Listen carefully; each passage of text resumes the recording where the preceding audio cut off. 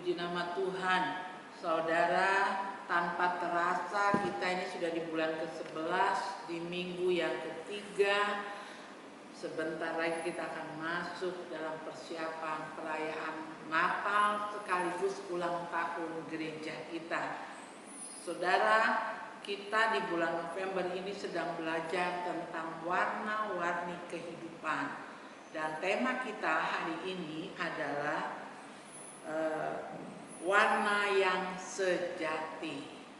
Sebelum kita membahasnya, mari kita satu dalam doa untuk kita bisa memahami betul firman yang disampaikan pada hari ini.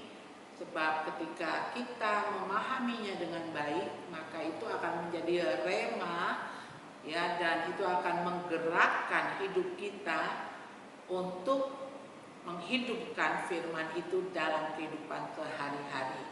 Kita satu dalam doa.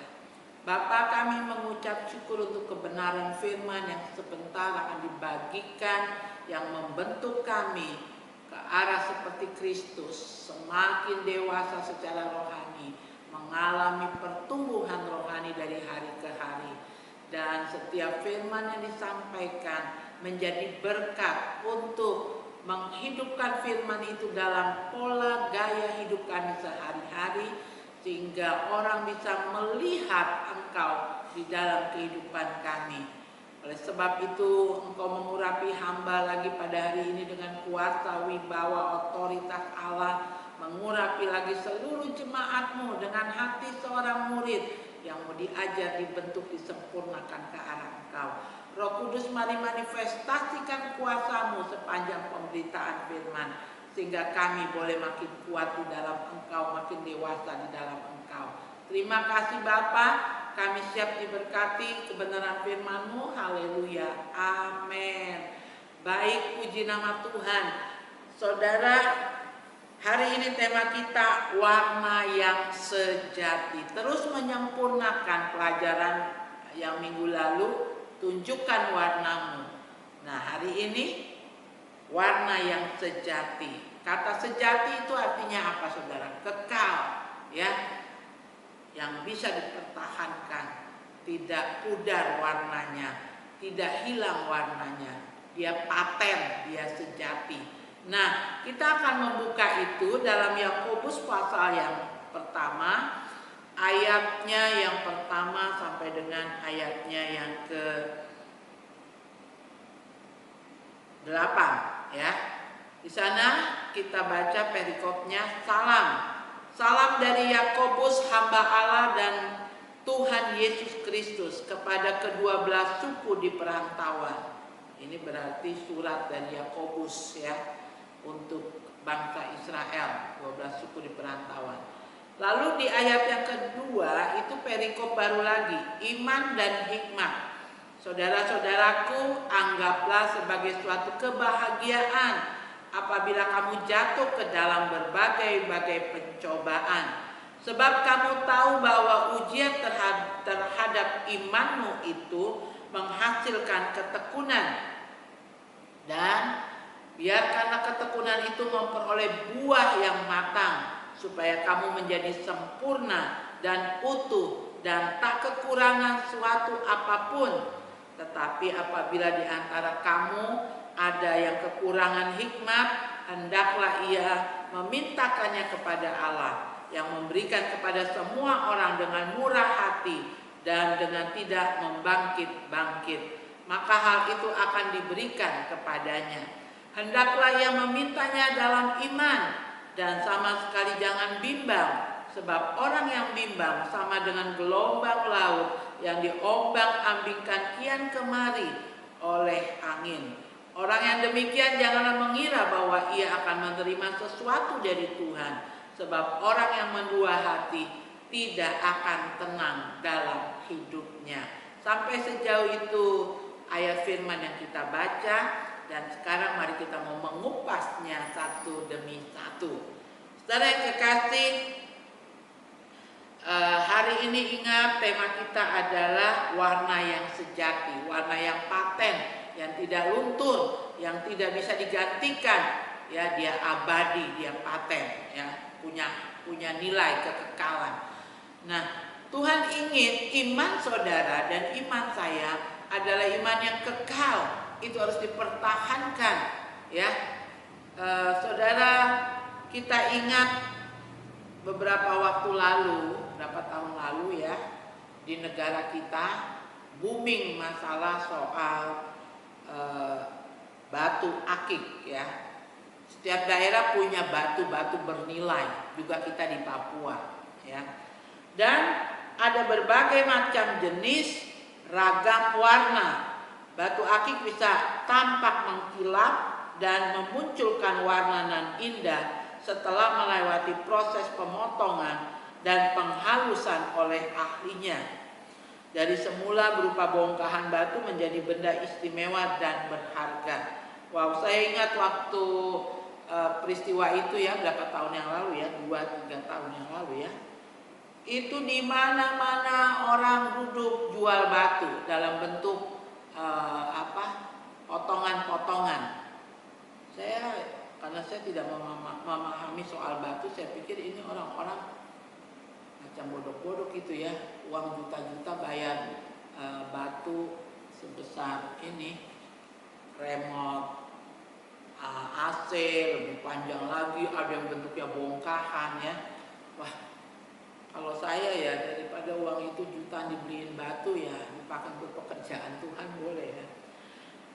Saudara, apa sih yang membuat mereka berani mengeluarkan uang jutaan untuk batu itu? Karena tadi ketika batu itu kemudian yang sepenggal batu itu, sepotong batu itu kemudian dipotong kecil dijadikan batu untuk cincin ya, untuk liontin, itu mengalami pemotongan, digosok ya, dibentuk sampai ada mengkilat dan memancarkan keistimewaannya. Ada yang warnanya kebiruan, kehijauan ya, putih, merah ya. Saya tidak tahu nama-nama batunya, tapi yang jelas di zaman itu saya dapat 2 cincin dari Pak Hendra. Nah, Pak Hendra menjual cincin-cincin itu ya. Sampai hari ini saya masih miliki dan saya masih pakai ya. Nah, kehidupan kita kadangkala bahkan kerap mengalami ujian, baik secara pribadi, di tengah keluarga maupun di tengah pekerjaan. Kepada orang Kristiani, Yakobus berkata bahwa siapapun dapat mengalami ujian iman. Ada yang gugur di tengah jalan, tetapi ada pula yang berhasil melaluinya dan menghasilkan ketekunan. Ada tingkatan ya. Ketika ujian-ujian itu diizinkan Tuhan, saudara lihat di dalam ayatnya yang ketiga. Sebab kamu tahu bahwa ujian terhadap imanmu itu menghasilkan ketekunan. Ketika ujian itu datang, kalau kita bertahan, tidak berontak, tidak lari dari ujian yang diberikan, maka dia akan menghasilkan yang namanya ketekunan. Hanya orang-orang yang tahan uji, ya dikasih tugas, dikerjakan dengan baik, ya kalaupun tugasnya jelimet gitu ya, tapi tetap dikerjakan. Perlu ketelitian, perlu kehati-hatian. Itu kan akhirnya ketika dia lulus, dia memiliki ketekunan. Sebab ketika ujian itu diberikan Tuhan, itu jadi kelas, jadi sekolah. Melatih kesabaran, pengharapan, imannya ya. Nah, terkasih, ada yang gugur di tengah jalan, tetapi ada pula yang berhasil melaluinya dan menghasilkan ketekunan. Alkitab mencatat ayat ini secara menarik begini bunyinya. Ujian akan mengasah kita hingga kita dapat menampakkan warna kita yang sebenarnya atau yang sejati ya. Sungguh luar biasa jasa ujian iman bagi kita. Jadi makanya di ayat yang kedua dikatakan begini.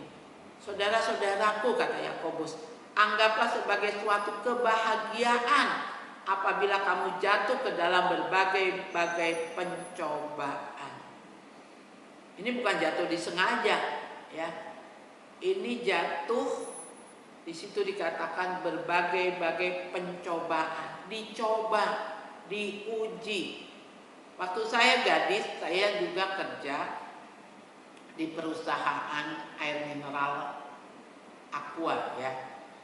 Nah, ketika Aqua mau dibuat dalam kemasan gelas, botol yang sekian miligram terus ya sampai yang setengah liter, yang 1 liter, itu bahan baku botolnya itu diuji untuk tidak merusak air yang ada di dalamnya. Ketika dimasukkan di botol itu, disimpan sekian lama, didistribusikan bahkan sampai keluar pulau ya.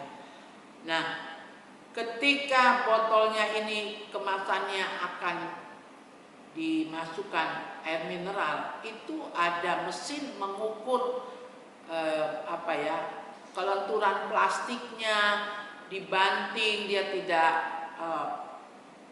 peot-peot begitu, dan dicoba reaksi plastiknya itu ya kepada air, tidak membawa pengaruh, tidak meracuni airnya. Nah, itu perlu penelitian, bukan asal bikin botol plastik ya. Dan itu diuji dulu, diisi, dilihat reaksinya 1 bulan, 2 bulan, 3 bulan ya. Apakah mempengaruhi airnya atau tidak. Jadi perlu pengkajian, perlu ujian, penelitian, dikaji, diuji, dan setelah hasilnya baik baru dipromosikan ya, diedarkan ke masyarakat. Kemasan Aqua gelas, kemasan botol sekian, sekian, dan sekian. Saudara, demikian juga dengan kehidupan kita sekalian ya. Batu akik tadi bisa tampak mengkilat dan memunculkan warna yang indah setelah melewati proses dipotong, lalu dihaluskan dari semula berupa bongkahan batu menjadi benda istimewa dan berharga ya. Saya masih menyimpan ada 1 batu saya dikasih ya. Katanya itu batu dari Ormu, batu bagus gitu ya. Tapi saya belum bawa karena bentuknya kayak telur. Kalau saya orang yang nggak ngerti batu, saya pikir ini batu apa ya, bener nggak berharga. Saya terima aja karena dikasih kan. Orang ngasih itu kan ada penghormatan kepada hamba Tuhan. Jadi saudara, karena saya nggak ngerti, ya bentuknya hanya seperti telur gitu ya, saya nggak anggap itu tidak berharga. Tapi yang membelinya katakan itu berharga. Ini kalau nanti dipotong, bawa ke tukang pengrajin emas, diikat sama emas, ini bagus macam batu giok katanya gitu ya. Saya tetap tidak memahami soal batu.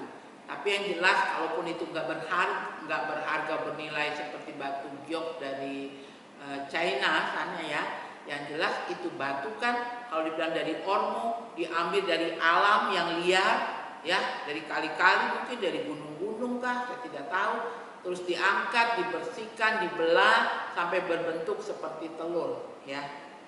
Saya ada simpan batunya itu.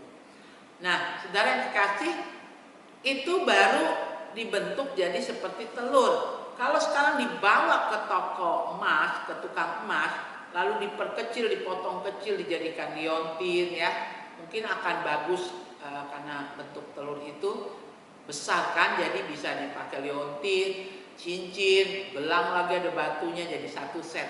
Dan kalau dijual karena diikat emas lebih mahal lagi tentunya. Siapa yang tahu kalau itu ditaruh di toko emas, dijual 1 set, ada cincinnya, ada kalungnya, ada gelangnya. Padahal itu diambil dari alam, dari tempat liar, lalu diangkat, dibersihkan, dipotong, dibawa ke pengrajin. Dia mengalami proses demi proses, sehingga akhirnya yang tadinya cuma kayak batu begitu, akhirnya warna hijaunya makin nampak. Urat-urat di batu itu makin nampak, dan makin tahun berjalan dia katanya secara alami akan bertambah kehijauannya, urat-urat di dalam batu itu ya. Tentu itu melewati proses demi proses sehingga menjadi barang yang istimewa dan berharga, sehingga dia bisa menunjukkan ini loh aku batu dari Ormu. Seperti juga kalau kita ke jalan-jalan ke China, kita pulang bawa gelang giok, ini loh batu dari China, batu giok ya. Dan ketika kita memakainya, kita bangga, seakan-akan kita berkata, ini loh yang hijau ini yang saya pakai ini batu giok, berarti saya pernah ke China, saya pernah membelinya. Ada perasaan bangga bagi yang memakainya. Padahal yang memakainya tidak tahu bagaimana proses batu itu sampai di tangannya. Kalau dia bisa berkata seperti kita, dia akan mengatakan sakit, sakit, ya. Jadi saudara, setiap batu punya ciri khas warna, ya. Nah, Yakobus mengatakan kita ini lewat ujian, lewat pencobaan, ya, kita dicoba, kita diuji iman kita, maka di sana akan menghasilkan ketekunan, ya. Kalau kita tidak bersungut-sungut, kita tidak menghindari ujian itu, akhirnya kita lulus, ya. Kita tidak menunda-nunda. Lalu dari ketekunan itu dikatakan ayat yang keempat, dan biarkanlah ketekunan itu memperoleh buah yang matang, supaya kamu menjadi sempurna dan utuh dan tak kekurangan suatu apapun. Jadi ketika kita tahan uji, kita jadi sabar, karakter kita terbentuk, ya. Lalu ibaratnya seseorang yang makin dewasa, kita menampakkan ini loh, kalau saya lelaki, ini saya lelaki. Sininya apa tuh berapa ya? Saya tidak tahu istilahnya untuk anak laki-laki. Wah. Kalau dia anak perempuan, mukanya berseri-seri, wajahnya, ya, dia sudah menunjukkan ini saya perempuan, ini saya laki-laki. Demikian juga dalam kerohanian, seperti batu yang diolah, ya, seperti juga kehidupan kita yang mengalami pertumbuhan secara rohani, iman saudara ketika diuji lalu keluar, kita bisa jadi pemenang, memiliki ketekunan. Dan di ketekunan itu kalau terus saudara pertahankan, memperoleh buah yang matang, supaya kamu menjadi sempurna dan utuh, tak kekurangan suatu apapun. Wow, dia sudah matang rohaninya. Seperti Ayub akhirnya dicoba seperti apapun, dia lolos, dia berhasil. Seperti Yusuf, walaupun dijual, dibuang ke sumur, dijual ke Potifar, dia tetap bertahan, makin tekun, dan tidak kekurangan suatu apapun terjadi dalam kehidupannya Yusuf. Nah, selanjutnya Yakobus mengatakan apa, saudara? Tuhan menghendaki supaya kehidupan kita serupa batu akik, ya. Tuhan ingin agar kepribadian kita begitu menarik bagi orang-orang dunia, terutama yang belum mengenal Allah. Orang begitu kita pulang dari China, kita pakai gelang giok, ya, cincin batu giok, kalung misalnya pakai liontin batu giok, orang langsung tahu, habis jalan-jalan ya, habis tur ya, ke China ya, bagus sekali batu giok, orang langsung tahu seperti itu, saudara, ya. Nah, ketika kita tahan uji, ketika kita bertekun, dan ketika kita makin didewasakan oleh Tuhan, kita menunjukkan murid yang sejati, warna yang sejati, ya. Dicoba seperti apapun, diuji seperti apapun, dia keluar seperti emas yang dimurnikan. Walaupun Yusuf mengalami kepahitan demi kepahitan, tetapi di dalam aniaya, dalam kepahitannya itu, dia tidak bersungut, dia tidak tinggalkan semuanya, dia bertekun di dalamnya, dan dia akhirnya dewasa, berkemenangan dalam segalanya. Yang terakhir, saudara, perhatikan di dalam ayatnya yang kelima. Tetapi apabila di antara kamu ada yang kekurangan hikmat, hendaklah ia memintakannya kepada Allah, yang memberikan kepada semua orang dengan murah hati, dengan tidak membangkit-bangkit, maka hal itu akan diberikan kepadanya. Hendaklah ia memintanya dalam iman, dan sama sekali jangan bimbang, sebab orang yang bimbang sama dengan gelombang laut yang diombang-ambingkan kian kemari oleh angin, ya. Sebab orang yang mendua hati tidak akan tenang dalam hidupnya. Saudara, sampai ke garis akhir kita ada di namanya sekolah iman. Makanya Tuhan gak bilang jadikan semua bangsa orang Kristen, tetapi Tuhan katakan jadikan semua bangsa muridku. Puji Tuhan. Jadi ingat baik-baik, yang terakhir saya mau sampaikan, Tuhan ingin kita menjadi Kristen-Kristen sejati, orang-orang yang tidak tergoyahkan. Petrus, sebelum namanya Petrus, dia dipanggil Simon. Itu artinya ilalang. Ya, angin ke kiri dia ke kiri, angin ke kanan dia ke kanan. Maka dia bisa menyangkal Yesus. Dia sempat jatuh dalam ujiannya, nilainya 0 waktu dia menyangkal. Tapi kemudian dia bangkit lagi. Dan akhirnya ketika Tuhan Yesus menanyakan kepadanya bagaimana Petrus mengasihi Tuhan Yesus, dia sampai tersungkur menangis.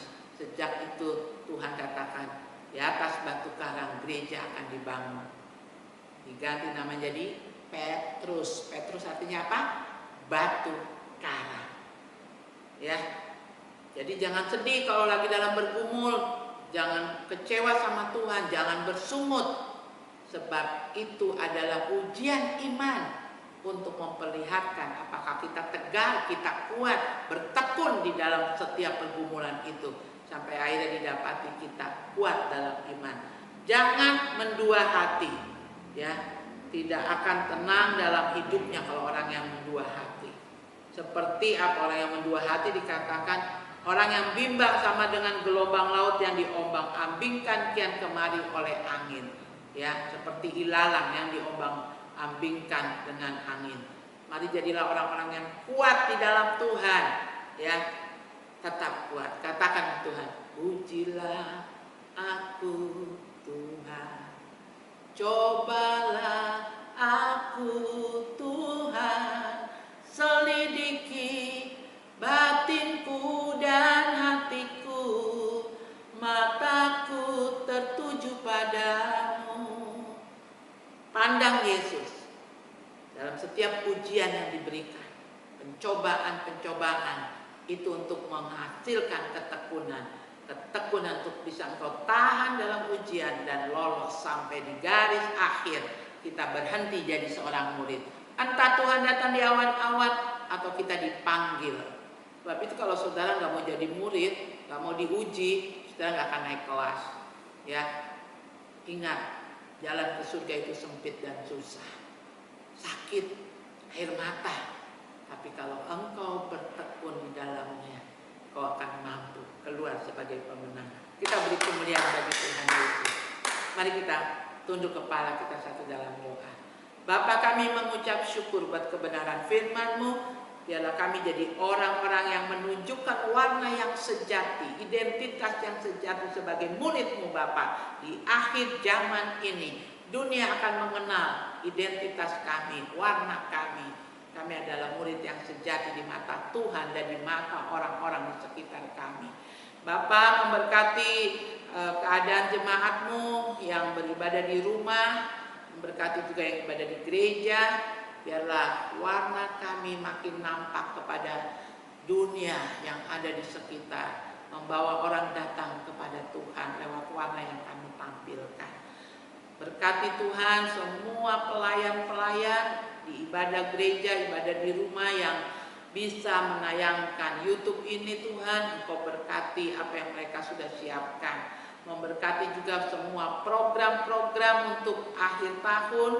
Bapa, jemaat bisa mendukung sehati dengan gembala majelis, panitia Natal dan ulang tahun gereja. Memberkati persembahan yang diberikan oleh jemaat-Mu, baik persembahan syukur, persembahan diakonia, pekabaran Injil, pengembangan gereja, persepuluhan yang dikembalikan dalam rumah perbendaharaan. Tuhan melihat semuanya, Tuhan arahkan berkat kepada jemaat-Mu. Diberkatilah apa yang dikerjakan oleh jemaat-Mu. Diberkatilah kandungan mereka yang sedang dalam masa hamil ya Tuhan. Diberkati anak-anak mereka yang sedang menyusu. Diberkatilah Tuhan generasi sekolah minggu, remaja, pemuda.